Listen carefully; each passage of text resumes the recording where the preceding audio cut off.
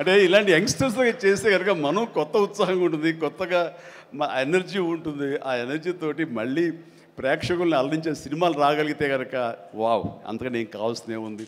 అంటే ఈ జన్మంతా ఇంకా రాజకీయాలకి దూరంగా ఉంటూ, సినిమాలకి అతి దగ్గరగా ఉంటూ, హక్కును చేర్చుకుంటూ ఆ కళాం తలుతూ ఉంటారు.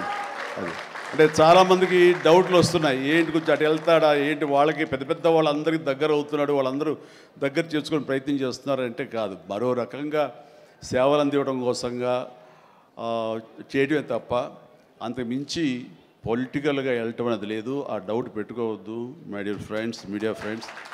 లేదు, పొలిటికల్గా వద్దు.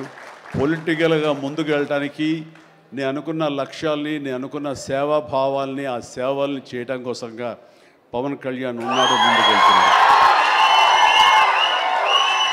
Yes, thank you so much, love you all. Brahmanandam మరొకసారి పెద్ద హిట్ అవుతుంది, అవ్వాలి. దాన్ని మీరందరూ హక్కును చేర్చుకోండి, మీ ఆశీస్సులు ఇవ్వండి. బిడ్డ గౌతమ్కి మంచి భవిష్యత్తు అందివ్వండి.